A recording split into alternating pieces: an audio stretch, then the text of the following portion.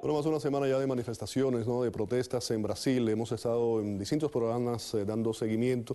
Y por además de esto, hoy se agrega a esta crisis, la presidenta Rousseff dio un resbalón, pudiéramos decir, en medio de las protestas que enfrenta su gobierno. Tanto el poder jurídico como la oposición le dijeron no a una convocatoria de un referendo para modificar la Constitución, Constitución del año 1988. Vamos a poner todo esto en perspectiva. Primero, vamos a darle las buenas noches. Me acompaña desde Brasil el periodista corresponsal de Radio Cooperativa de Chile en Brasil, Patricio Belabarra. Patricio, buenas noches, ¿cómo estás? Buenas noches, Guillermo. Buenas noches, señor Lustó. Estamos acá, justamente, acabamos de participar de una manifestación que se realizó acá en la Avenida Paulista contra la PEC 37, una de las manifestaciones, yo diría, más importantes, ya que consiguieron con esto que el Parlamento rechazase de medida ya la propuesta de enmienda a la Constitución de la República, de manera que por lo menos ya hay varios avances conseguidos por estas protestas que se iniciaron hace 14 días, Félix. Correcto. ¿Qué lectura le da, profesor? Porque no lo había presentado, profesor, el doctor Guillermo Lustó, presidente del International Institute for Democracy, el Instituto Internacional para la Democracia. ¿Qué lectura le da? ¿Cómo queda Rousseff en esto después de ese no?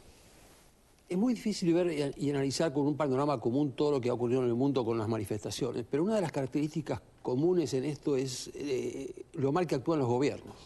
Primero, son incapaces de anticipar un movimiento como este, pero cuando lo tienen encima actúan de una manera tan descabellada que no pueden hacerlo. Una de las dificultades de estos movimientos es que uno no tiene un líder enemigo con el cual sentarse y discutir, los temas son muchos, son variados, pero si hay algo que no pudo haber hecho ningún gobernante es bajo esta presión pensar en cambiar la Constitución. Fue un error político. Es descabellado. Un error político, sin lugar a dudas. Dice el expresidente Cardoso que las reformas políticas mediante plebiscito son propias de regímenes autoritarios. Totalmente de acuerdo. Son regímenes en los cuales lo que impera es la mayoría, impone la mayoría por encima del régimen institucional, por encima de la separación de los poderes, por encima del poder judicial, y lo que hay que hacer es, si hay una reforma, es una reforma que tiene que ser muy discutida, nunca bajo presión y con muchas alternativas. Es decir, llamar a una elección o a una reforma constitucional o a un plebiscito, un referéndum, como intentó Dilma, me parece que es suicida. Esto además en un año de elección política. Total. Y es un proceso además, en caso de que se hubiese aprobado, hubiese sido un proceso costoso y larguísimo. No, y terrible. Porque cuando uno habla de cambiar una constitución, y más en estas circunstancias, es abrir una caja de Pandora que uno no sabe en qué termina. Eso es un poco la lectura que hay por allá en Brasil, Patricio, lo que estaba diciéndonos el profesor Lustó. Sí, la verdad es que la oposición y el propio Parlamento, incluso algunos líderes de las bancadas que son favorables o de alguna manera pertenecen a la base de gobierno, también se molestaron mucho por este atropello que intentó hacer Dilma con su grupo, pasando por arriba del Parlamento. No lo sometió ni siquiera a consulta antes de lanzar la idea de realizar un referéndum para modificar algunos aspectos solamente de la Constitución política del Brasil. De manera que esto molestó mucho. Incluso hubo un senador de la República, Francisco Dornelli, del Partido Progresista, que dijo que Dilma estaría utilizando las mismas prácticas que caracterizaron a Hugo Chávez, desaparecido presidente de Venezuela, y eso no le gustó absolutamente a nadie. De manera que hoy la oposición por lo menos colaboró en algunos aspectos, modificar una serie de medidas y aceptar una serie de medidas. El presidente del Senado, Renan Calheiros, que era uno de los hombres más cuestionados de este país, se colocó al frente de las protestas y ya respondió con medidas prácticas, algunas de las exigencias, por ejemplo, aprobación, va a someter a aprobación en régimen de urgencia, el pase libre para los estudiantes de la locomoción colectiva de todo el país, va a aprobar una medida que es importantísima, decretar que la corrupción sea considerado crimen hediondo. La otra también, que sea considerado, sea rechazado el PEC que habíamos hablado anteriormente, es decir, una serie de medidas que son tomadas en forma de urgencia que van a responder a las exigencias que están haciendo Patricio, la gente en la calle. Hablando de declaraciones, el Supremo dijo algo que me pareció, lo voy a citar, dice que el país no necesita nuevas leyes, sino que lo que necesita son hombres que cumplan las leyes que ya están establecidas. Exactamente, Joaquín Barbosa fue contundente. Hoy inclusive decir que los partidos tenían demasiado poder también, y se habían alejado mucho de las bases, es decir, no escuchaban al pueblo. Esas dos frases fueron importantísimas por parte de Joaquín Barbosa, que es un hombre que tiene hoy, sería el paladín de la justicia y de la ética en este país. Profesor Lustó, vimos el tema de la corrupción muy ligado a Lula da Silva, al partido de Lula da Silva, y Rousseff está ahí. ¿Ella puede desligarse, puede distanciarse de ese tema de la corrupción? Acaba de criticar la corrupción públicamente. Pero yo creo que sí, porque ella comenzó una persecución a la corrupción que fue muy bien vista en el resto de América Latina. La corrupción es una cosa endémica en América Latina. Ella consiguió una imagen de que perseguía la corrupción. Y yo creo que está equivocada, que el problema de la corrupción no es aumentar la pena, igual que no es lo mismo aumentar la pena para evitar la seguridad en la calle. Es la posibilidad de que el corrupto vaya preso, no importa la cantidad de penas que tenga. Y yo creo que eso es lo que tiene que hacer Dilma. Pero hay una cosa que me impresiona, que es lo siguiente. Todos estos movimientos tienen una sola característica en común. Una es que es una falencia de la representatividad. Ya los pueblos no se sienten representados, hay una falencia, no hay representantes. Pero hay cosas tan distintas entre ellos como, por ejemplo, en este caso, ¿cuál es la causa? ¿A qué apunta? ¿A la corrupción, a la salud, a la seguridad, al boleto del transporte, al mundial de fútbol?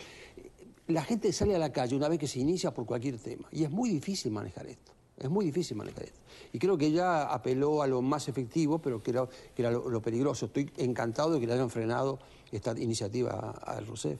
Correcto. Y yo le mencionaba anteriormente que ahí nos vendieron la idea, la imagen de dos países en América Latina, Brasil y Chile, que eran un poco el ejemplo de lo que era el modelo político, social de América, son dos casos muy distintos, de América Latina. Pero ¿cómo se da en Chile el tema de la educación, en Brasil este otro tema? Pero son dos casos distintos. Yo creo que Chile es un país exitoso porque ha hecho las reformas necesarias para ser exitoso. Brasil es un país grande que ha crecido, pero no es tan exitoso a pesar de la imagen que tiene de eso. La otra es que hay un cierto reclamo que proviene precisamente de las clases que han ascendido. Hay un crecimiento de expectativas y las clases que no tenían nada ahora comienzan a reclamar algo. Fíjese que en el caso de Chile el reclamo es un reclamo muy de clase media, que es una educación de calidad y gratuita. Correcto, un reclamo en el caso de Brasil, esa misma clase media surge a pedir educación, salud, son reclamos distintos, que se confunden mucho con los reclamos más espectaculares o más públicos, como el tema del aumento del transporte, ¿no?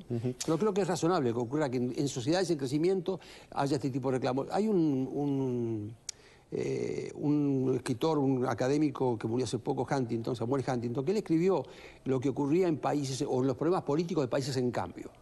Esta fue una cosa que anticipó. Cuando el país cambia, crecen expectativas y aparecen nuevas demandas no previstas anteriormente. Correcto, muy interesante. Patricio, 30 segundos rápido, por favor. Te pido que me digas las manifestaciones, las protestas. ¿Qué viene ahora? ¿En qué para esto? Mira, concuerdo plenamente con lo que estaba diciendo el profesor Guillermo Lustó. Se crean grandes expectativas y eso es natural. Ahora, lo que pasa en Brasil se había quedado muy atrás. No hicieron todas las reformas que podrían haber hecho durante los 8 o 10 años de gobierno del Partido de los Trabajadores. No se hizo absolutamente ninguna reforma necesaria para que este país pueda continuar funcionando. Ahora, las protestas continúan. En estos momentos, exactos momentos, estamos viendo que hay una paralización en la vía importantísima, que es la vía Dutra, que conecta a Río con San Pablo y que conecta con el aeropuerto internacional. La gente está saliendo a las calles. Mañana hay una manifestación multitudinaria programada para Belo Horizonte, donde se realiza el partido por la Copa de las Confederaciones entre Uruguay y Brasil. No quieren ver la cara de la gente de la FIFA. Hay una protección y las Fuerzas Armadas ya han determinado puntos estratégicos para localizarse y poder permitir el acceso de los aficionados y también de las delegaciones que van a participar de este encuentro. Es decir, las protestas continúan todavía porque todavía hay más reivindicaciones que están haciendo y como decía el profesor, en esta medida que van surgiendo protestas van surgiendo también necesidades y no están siendo atendidas por el gobierno. Muchas de ellas van a ser atendidas por obligación o porque se habían demorado, pero la respuesta que dio el gobierno primero fue demorada y un poco atropellada. Diría que fue un poco ingenua Dilma Rousseff al dejarse llevar por sus principales asesores. Patricio, te agradezco la participación en el programa. Patricio de la Barra, ahí lo tenían, corresponsal de Radio Cooperativa de Chile en Brasil, con toda la información y el doctor, el profesor Guillermo Lustó, que nos acompañaba aquí en el estudio. Muchísimas gracias. Vamos a la pausa. Al regreso vamos a hablar, a contarles, van a ver imágenes, además también del disidente cubano Luis Enrique Santos, ante la indiferencia de las autoridades del régimen cubano. Más adelante, conmoción, literalmente hablando, en el juicio contra George Zimmerman por la presentación de unas fotos, unas instantáneas del cadáver de Trayvon Martin.